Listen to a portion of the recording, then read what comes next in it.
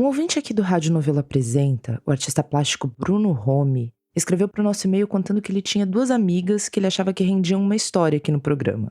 Eu lembro que quando o e-mail do Bruno chegou, eu te encaminhei dizendo: isso aqui é a sua cara. E não foi só você. Mas por enquanto basta dizer que a história que o Bruno trouxe envolvia confusão de identidade, música caipira, astrologia e gêmeas octogenárias. Praticamente um resumo de seus interesses. Olá, licença, tudo bem? Eu já saí que eu tenho... Eu sou a Paula. Eu sou a Selma. Tudo bem, Selma? Tá bom, e você é qual? Eu sou a Flora. Flora? A entrevista, aliás, aconteceu na casa do Bruno, em São Paulo. E ele tinha armado uma mesa enorme de café da tarde pra gente, com chá, café, bolo, pão de queijo. Eu vou pedir desculpa aos ouvintes, mas eu estou comendo um saboroso pãozinho de queijo oferecido pelo nosso querido amigo Bruno Romme. E essas mineiras não podem ver um pão de queijo. Pela intimidade com o microfone, já deu pra perceber que elas são do ramo, né? As amigas octogenárias do Bruno Romme são Célia e Selma, uma dupla de cantoras que talvez você conheça, se você for o tipo de pessoa que assiste o programa da Inesita Barroso ou do Rolando Boldrin na TV Cultura. Duplas de irmãos ou de irmãs são coisa relativamente comum na música sertaneja ou na música caipira, né? Nessa fase mais recente, a gente tem Simone e Simaria, Maiara e Maraísa, que estão sempre aí nos rankings das mais tocadas. Mas eu cresci ouvindo Chitãozinho e Chororó, Leandro e Leonardo, Zezé de Camargo e Luciano. São todas duplas de irmãos. E meu pai cresceu ouvindo Tunico e Tinoco, por exemplo, dupla de irmãos também. Mas a Célia e a Selma não começaram como dupla sertaneja. Quer dizer, elas sempre foram dupla, mas nem sempre sertaneja. Porque os shows, quando a gente faz os shows voltados para a música regional caipira, que a gente tem se dedicado mais a ela nos últimos 30 anos que nós estamos aqui em São Paulo. Depois que a gente mudou do Rio para São Paulo, né? Depois que a gente veio do Rio para cá. Mudou tudo, né? Aqui é outra, como é que eu vou dizer? Cultura, né? Outro tipo de universo, de cenário musical. Então, quando nós montamos esse show regional, caipira, músicas folclóricas, nós falamos assim, nós temos que fazer uma parte de humor, que nós começamos como humoristas. O primeiro trabalho nosso na televisão foi como humorista. Humorista. As Gêmeas Bond. Por causa do James Bond, então era Por causa do James Bond era Gêmeas Bond. Bond. Não é Bond em português, viu? Não é Bond em inglês, não. Bond.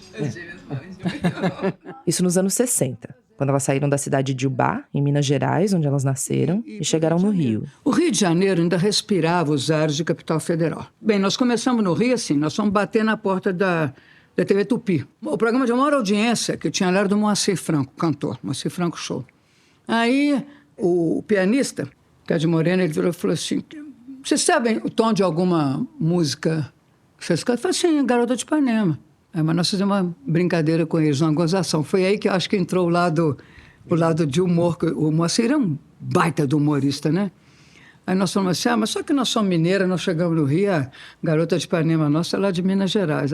Olha só, querendo dar uma de... Né, Selma, de... Cantamos só 2 frases para eles. Olha que troço mais bom, mais cheia de graça. Cheia de graça. Ela cabocla que vem, que passa, num doce requebra, na trilha do mar. Ô, comadre, por aí foi. É uma brincadeira. É uma brincadeira. Mas, assim, eles morreram é muito sem graça disso. Eu digo de passagem que é muito sem graça. Mas assim, mas eles gostaram, assim, acharam a gente cara dura, eu acho, né? Cara de pau. Vocês aí são cara de pau. Então, acharam que nós íamos funcionar. Aí na mesma hora, com essa história do James Bond, que estava começando a fazer sucesso, já alguém teve essa brilhante ideia, as Gêmeas Bond. Isso é um humor leve, gostoso, né? Agora, nós trabalhamos com os gêmeos Chico Caruso e Paulo Caruso, e durante o show, e eles têm uma música muito interessante que foi feita assim justamente para a gente contar essa história de gêmeos, né? Chame meu nome pelo sobrenome, aí você pode acertar. Somos filhos únicos, estrelas sem par, um par de dois em um parto duplo a cantar. No meio da noite, em algum lugar, alguém vai meu nome trocar. Célia, Chico, Paulo, tudo assim. E aí continuava. E assim foi a abertura do nosso show, Cromossomos Iguais. Cromossomos Iguais. A carreira da Célia e da Selma sempre girou muito em torno do fato delas serem gêmeas. E não dá pra dizer que era só a carreira. Eu queria saber, assim, 6 pequenininhas, a mãe vestia sempre igualzinha? Sim. O primeiro dinheiro que nós ganhamos na vida foi num circo, né? Aí mamãe vestiu a gente bem bonitinha, igualzinha. Ela fazia uns vestidos lindos para nós, ela era muito caprichosa. Aí, chegamos lá, imagina, concurso infantil, nós cantamos. Aí foi, já ganhou, não teve jeito. Quando vocês eram pequenos, vocês começaram a tentar se diferenciar? Assim? Não, nunca Pelo nos contrário. incomodou. Pelo contrário, como? Nós sempre gostamos de confundir todo mundo mesmo. E nos aproveitamos muito disso também. Como? Tem coisa que não pode nem contar. Aí, ó lá, o Bruno tá me soprando aqui história de namorado. Ah, sim. É o seguinte, meu primeiro namorado, ele era do Rio e eu morava em Ubá. E ele era viajante e vendia produtos, né? Usava muito, usava muito no interior chegar esses viajantes. E ele, um morenão bonito, né? E eu gostei dele, assim, agradei ele de mim, bem. Aí a gente começou a namorar. E ele começou a ficar muito apaixonado. Pegava o trem, coitado, aquele trem Maria Fumaça, chegava lá todo fedorento de brasa, né? Que caía, vinha as fagulhas, né? Pela janela do trem. E ia lá para... E o negócio estava ficando sério. E eu já comecei a arredar. Falei, não estou muito afim de levar a sério. Eu queria ser cantora, queria outra coisa. Ser artista, né? Ser artista. Aí eu terminei com ele, ele chorou, fiquei com dó, voltei. Na mesma hora. Não demorou nem 3 minutos, eu voltei. Aí eu falei, mas eu fiquei com aquilo. Falei, Selma, falei com a Selma, Selma, não sei como é que eu vou fazer. Eu tentei 2 vezes terminar com ele, e ele chora, eu fico com dó, meu coração. Você podia terminar com ele para mim? Porque ele não sabe quem quer uma, quem quer outra. Então, quer dizer, você não está sentindo nada. Aí a espertinha vira para mim e falou assim, eu termino, mas você me dá aquela caneta que te deu de presente. Eu falei, dou. Negociei. Claro. Me deu uma caneta linda, né? Aí eu falei, dou. Bem, aí o coitado chega no domingo, eu fiquei atrás de uma moitinha que tinha lá em casa, uma planta bonitinha, fiquei escondida para ver se a Selma ia terminar mesmo, porque senão eu não ia ganhar caneta, é claro. E depois, não é só isso, né? Eu queria saber se ela ia ter. Como é que ela ia tratar o coitado. Aí foi assim. Aí foi assim. Bem com um sorriso de orelha a orelha. Quando ele fala, pega assim no meu braço, eu com o livro aqui. Celinha, meu amor. Eu falei, não tem negócio de meu amor, não. Acabou aqui. Coitado. Foi direto. Assim. Celinha, tô te desconhecendo. Eu ouvindo, tô te desconhecendo. Você nunca foi dura. Mas agora eu tô. Não quero saber mais, não. Assim, eu quase chorando de tristeza. Mas aí ela ganhou a caneta. Ela terminou bem terminado mesmo. Não deixou pedra sobre pedra. Uns anos mais tarde, a carreira das duas já consolidada, a Célia acabou se casando. A Célia foi casada quase 40 anos. Aí, de uns anos pra cá... Tem 2 anos que meu marido faleceu. De uns anos pra cá, eu fui morar com eles numa casa muito grande e tal. Então, a casa grande, e ele, um jornalista, viajando muito, ela ficava sozinha, fui eu pra lá. Ou seja, a gente não se separa. Quando nós acordamos ontem, tá? Eu falei, Selma, eu chamei ela lá no meu banheiro. Ela, o que é? Selma, vem cá, você lembra a voz dessa música? Aí, comecei a cantar a música. Isso, por telefone, era complicado, às vezes ela não atendia, e eu queria lembrar para ver se a música entrar no repertório. Às vezes você está no seu banheiro ou no meu, a gente fica cantando. E cada um cantando pelas janelas, né? Assim, a acústica boa de banheiro. Nunca teve uma fase da carreira que vocês nunca não queriam ver a outra pintada? Não. Vocês nunca nem da carreira e nem da vida. Não. Nem da carreira e nem da vida. Isso, né? Que eu acho importante. Tem uns arranhõezinhos, sim, né? Anexa o saco, tem. Mas sabe que uma vez, não tem muito tempo, não. Inaugurar um supermercado enorme, nós combinamos de ir na inauguração. Na área ainda combinamos de encontrar... Na seção do hortifruti. Estava assim de gente. Cheio, lotado. E o hortifruti, aquelas frutas desenhadas com os espelhos lindos, né? Aí ela falou, sério, quando ela levantou a mão levantou, era ela mesmo. A pessoa que fosse eu, mas era eu no espelho. Aí fiquei com uma crise de identidade, juro por você. Me deu um negócio tão ruim. É mesmo? Ué, eu não me achar, menina? Que isso? Já pensou se eu não se achar? Né? Quer dizer, não achar minha irmã, eu me achei. O que é aquilo? Onde é que eu tô? O que está acontecendo? Parece uma coisa muito insensível de dizer, mas eu não me surpreendo com essa sensação que a Selma está descrevendo, que ela sentiu no hortifruti. O que me espanta é essa não ser uma sensação constante. Para as duas. Para gêmeos em geral, mas especialmente para Célia e para Selma, considerando a história delas. Mas aí tem que contar a história delas. Vamos do começo. Pro começo. No dia 2 de novembro de 1942, o sol ainda não tinha nem despontado no horizonte da cidade de Ubá, em Minas Gerais, e o italiano Celidônio Mazzei já saiu de casa correndo. A bolsa da mulher dele, a Gioconda, tinha estourado e ele precisava chamar a parteira, que já estava de sobreaviso. Não era a primeira vez que ele cumpria essa missão, nem a segunda, nem a terceira. Na verdade, já era a 8ª gravidez do casal. A parteira já era praticamente da família. Dona, como é que era o nome da parteira? Custódia. Custódia. Que nome de parteira, né? A custódia veio, fez o trabalho dela direitinho, como sempre. Às 9h55 nasceu uma menina, que a família já tinha decidido em assembleia que ia se chamar Célia. A custódia foi embora. E passa um tempinho, a Gioconda volta a sentir as dores do parto. Não deve ser nada, imagina, o bebê já nasceu. Mas ela continua sofrendo. Por 1 hora, 2. Ela falou, tem alguma coisa errada. Aí o papai foi correndo atrás da Ela parteira. nem falou, estava com tanta dor. Ai! Toca o Celidônio correr atrás da custódia de novo. A mamãe não sabia que vinham 2, né? Nem a parteira sabia que tinha 2. A custódia voltou. E naquele mesmo dia, 12h55, ela fez o 9º parto da família Mazei. Mais uma menina, para a qual ainda não tinha sido deliberado nenhum nome pela Assembleia Familiar. E ela foi nomeada às pressas de Selma, com C. Célia e Selma. Só uma letra de diferença. Só uma letra e 3 horas. 3 horas de diferença. 3 horas exatas de diferença. Hoje, aos 81 anos, a Célia e a Selma são uma fotocópia uma da outra. Imagina quando elas eram bebês. Nós éramos absolutamente iguais. Daí, pra saber quem era a Célia, quem era a Selma, o Celidônio e a Gioconda resolveram colocar uma fitinha de pano no pulso da Célia, a mais velha. Aí passou a amarrar a fitinha no meu braço. Fiquei sendo mais velha e a Célia, né? Só que, dias depois de nascida, já tinha sido batizada, registrada e tudo, a mamãe não estava dando conta de tanto trabalho. Muito filho, ela que cozinhava naquelas panelas de pedra, naquele fogão de lenha. Mineiro fala de lenha, né? A lenha não. Eu sei que tá errado, mas tá certo. Aí precisou de um ajudante. 9 crianças, sendo 2 recém-nascidas. Imagina. Que bom que ela conseguiu contratar ajuda, né? Aí é o seguinte, entra a menina jovem, menina de uns 14 anos, coitada, tomar conta, já queria mais era brincar, né? Tal. Mas aí foi passada uma responsabilidade para ela de dar o banho em nós 2. Eram umas bacias grandes de alumínio. Né? Então, uma de cada vez, explicou direitinho, tem que pegar na nuca e tal, que jeitinho. A menina jeitosa. Deu banho em uma, colocou na cama peladinha, em cima da toalha e tal. Mas antes ela falou... Minha mãe deu um recado antes.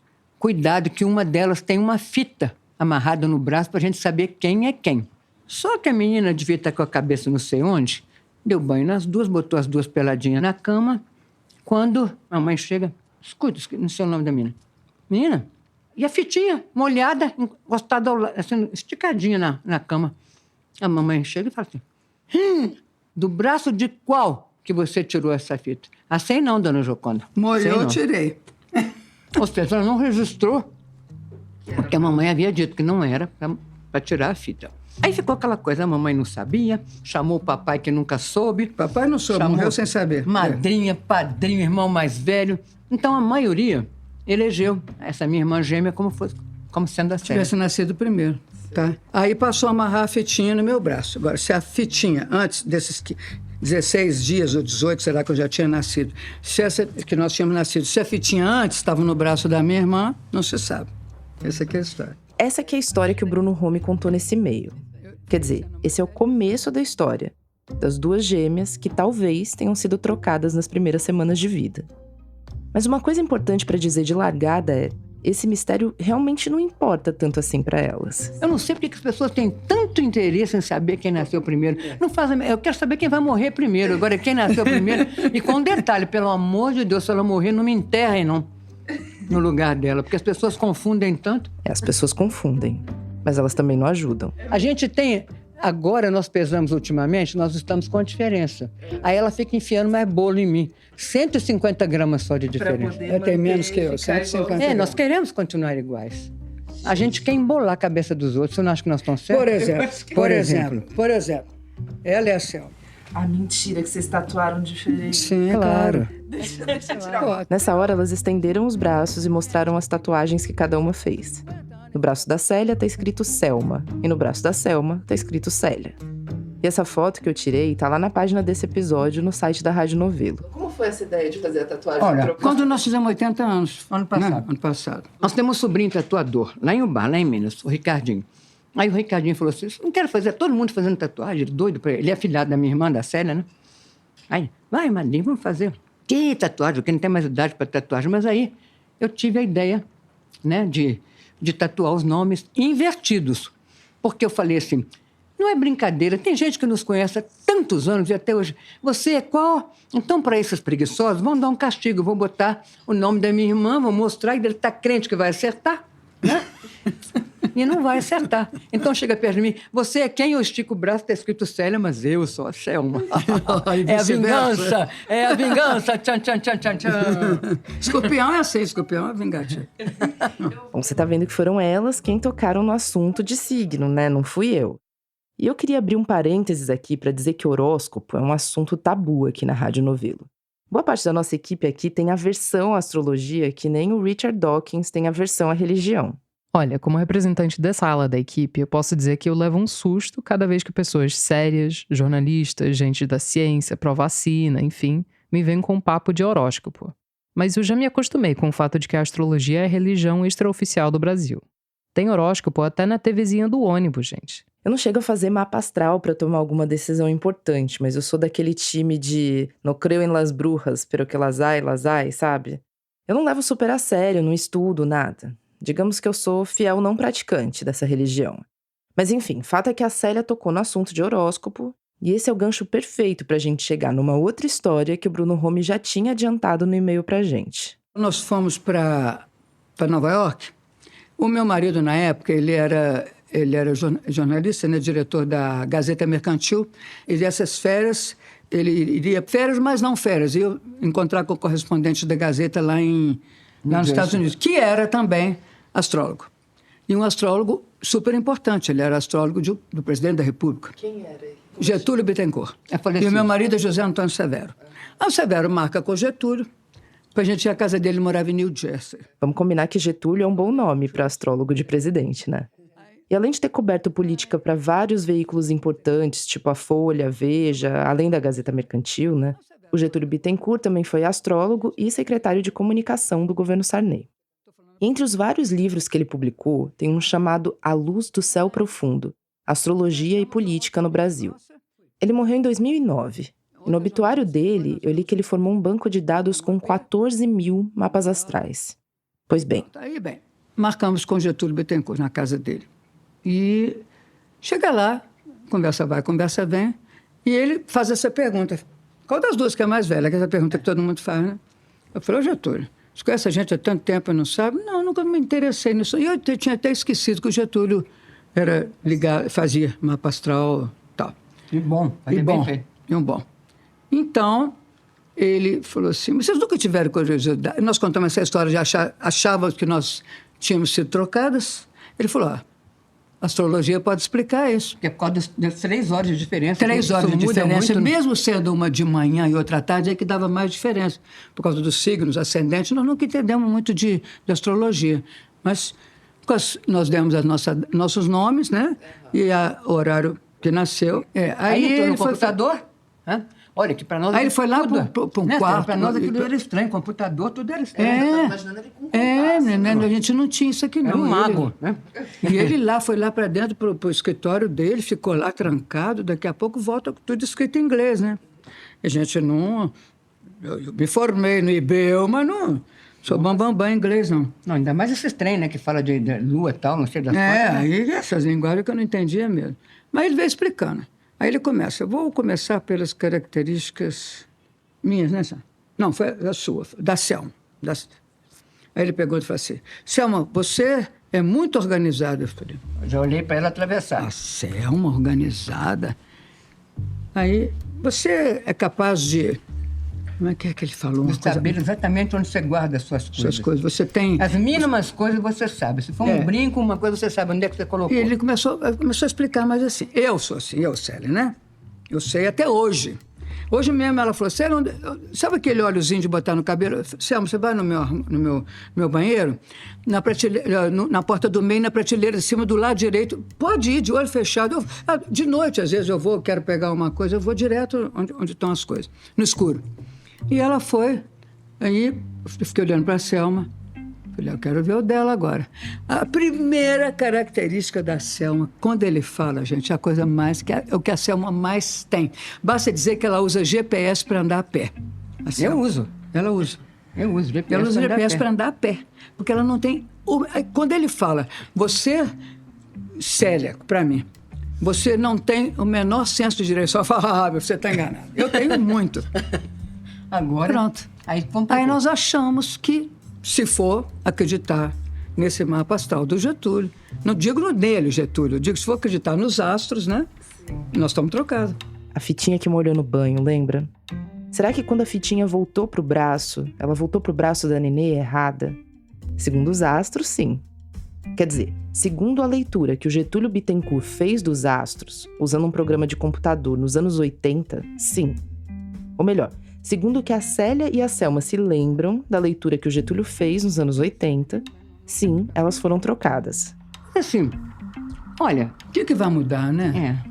Nada. Vocês começaram a trocar nome? Agora essa história. Trocar, a gente troca tanto assim. Essa né? história agora de eu ter feito, botado o nome dela no meu braço e ela colocado o meu, né? Sei lá, pode ser, mas não foi com essa intenção, não. Vocês chegaram a fazer mais mapa depois? Não.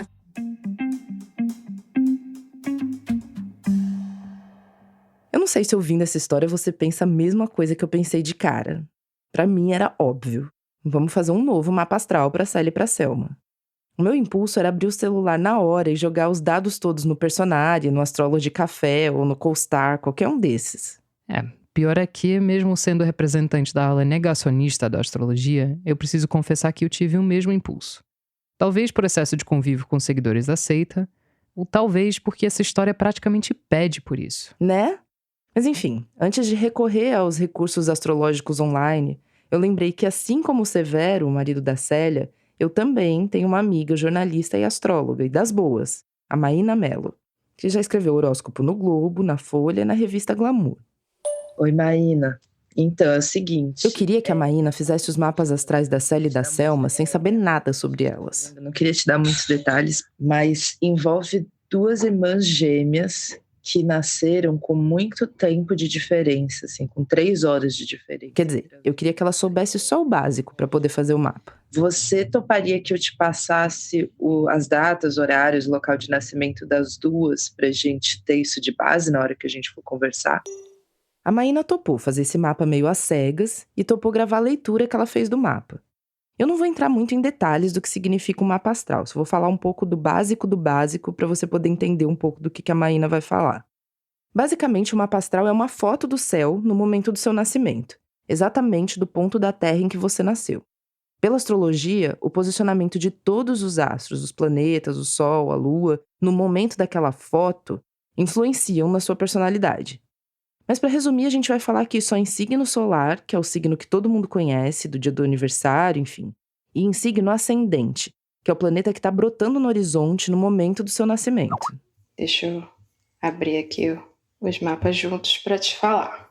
Vamos lá. Bom, o caso dessas gêmeas é interessante porque, como elas nasceram com 3 horas de diferença, elas têm mapas astrais bem distintos. As duas são escorpianas e têm a lua em leão. Isso não muda no mapa delas.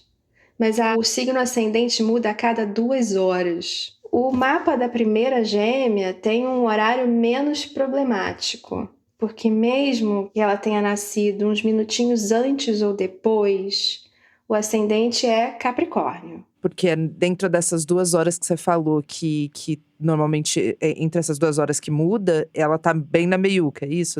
Exatamente. O ascendente se encontra no grau bem no meio do signo de Capricórnio. Tá. Já a segunda gêmea, que nasceu às 12h55, nessa hora o ascendente se encontrava no último grau de Aquário. Então, se ela tiver nascido apenas 2 minutos depois, às 12h57, o ascendente já seria Peixes. Olha, a gente precisa levar em consideração que na época que elas nasceram, nos anos 40, não se costumava registrar com precisão o horário de nascimento. Costumava arredondar. Porque os dois são cravadinhos 3 horas, né? 55 os dois. Isso, 3 horas exatas. Né? Uma às 9h55, a outra meio-dia e 55. Qual a probabilidade disso acontecer? Faz sentido, né? É o que a gente chama de nascer na cúspide, nascer na divisão.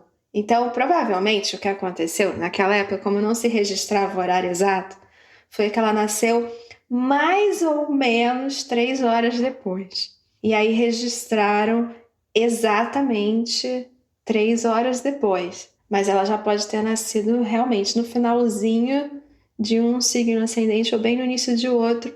E aí ela fez um mix ali das influências. Ela pode ter um pouquinho de aquário e um pouquinho de peixes. Tá, mas o que isso significa? Segundo a astrologia, o que significa uma gêmea ter ascendente em Capricórnio e a outra ter um ascendente misto de aquário com peixes? Eu tinha pedido pra Maína ler esses mapas pra mim e pedido pra ela gravar essa leitura pra poder usar aqui no episódio, sim. Mas antes, pra tocar pra Célia e pra Selma. Uma espécie de chá de revelação de mapa astral. No mapa da primeira gêmea, nós vemos uma personalidade mais profissional, preocupada em ter uma carreira, ganhar dinheiro. Com um ascendente em Capricórnio, a pessoa tende a levar tudo mais a sério. Elas estudam, se preparam para realizar o que querem, planejam se formar, casar, ter filhos até tal idade e coisa assim. Ela pode ser mais objetiva, mais prática nesse sentido. Agora, com ascendente em Aquário, a pessoa tende a ser mais social, gosta de andar em grupo e se liga mais nos amigos também. E agora? E aí, quem você acha que é primeiro? Eu sou eu mesmo. E a segunda sou eu. Temos uma reviravolta. Pela leitura do mapa que a Maína fez agora, em 2023, Célia é Célia, Selma é Selma. O mapa da primeira, que é com ascendente de Capricórnio, é o mapa onde eu vejo mais forte a tendência ao casamento. O outro mapa, como tem essa qualidade um pouco mais livre, mais solta, pode se desprender da tradição do casamento, ter um desapego em relação a isso. Quem casou foi eu. A Selma, por exemplo, sempre foi mais de fazer amizade, às vezes até amizade errada que não prestava, por causa desse impulso dela de... Então, eu sei muito dela. Tá fazendo sentido? Tá. Não. Tá sim. Essa daí... O casamento fui eu, Célia, tá? Agora, se o ascendente dela for peixes, ela pode ser mais empática, mais sensível, sonhadora, do tipo que se envolve mais, que se afeta mais. Não, Selma, agora tem uma coisa, o negócio de sensível. A Selma era tão sensível com esse negócio de relação amorosa que ela sofria muito. Tudo batendo certinho. Considerando que o mapa astral de cada pessoa é um só, não muda, ou o Getúlio Bittencourt se confundiu, ou elas estão lembrando errado daquela leitura que ele fez nos anos 80. Segundo a leitura da Maína, depois do fatídico banho nas bebês, a pulseirinha voltou pro punho da Célia. Não teve troca. Agora, peraí. A minha curiosidade é que eu te mandei a certidão. Um segundo antes da gente entrar nessa chamada de vídeo, a Célia tinha me mandado 2 imagens pelo WhatsApp, que eu não tinha visto ainda. Eram as certidões de nascimento delas, que ela tinha encontrado. A certidão, isso. Tá certo ou tá trocado? Não, tá certo. A certidão que você me mandou é Selma nascendo 9h55. Não, eu que nasci. Epa. A certidão tá errada. Não, não. A certidão, nós fomos trocadas mesmo. A certidão tá errada. Nós fomos trocados. Ué, mas o tabelião pode ter trocado, não? Não, mas gente, o que a gente entende é que, pelos nomes que a gente conhece vocês, e quem nasceu primeiro, Célia é Célia e Selma é Selma. Agora, vocês me trouxeram um novo elemento de dúvida agora com essa certidão de nascimento. Que ótimo. Olha, por essa reviravolta eu não estava esperando. Se a gente acreditar em astrologia, com certeza que nasceu primeiro tem as características da Célia. E a que nasceu segundo tem as características da Selma. Então, assim, o que estaria errado seria a certidão. O que explica essa certidão agora, falando que a Célia nasceu depois? Vamos brigar lá no cartório, vamos pedir eles uma como é que chama o negócio? Uma grana, como é que chama o trem? Como é que chama o trem? Processo? Danos morais. Bom, boa sorte para elas. Se tem uma instituição mais poderosa que a astrologia no Brasil, talvez sejam os cartórios. Se bem que eu acho que elas não estão se importando muito. Eu fiquei procurando nas músicas que vocês gravaram alguma música que tivesse alguma coisa a ver com signo. Não. A que eu achei mais próxima era uma de Jararaca e Ratinho que vocês cantavam. Ah, tá. Essa música é ótima, porque é aconselhando as pessoas a achar a data certa para casar. Quem ainda não casou, não se casa em janeiro, que a desgraça desse mês se repete o ano inteiro. Não se casa em fevereiro. Por quê? Fevereiro é mês falhado. Quem se casa nesse mês, os filhos nasci pelado.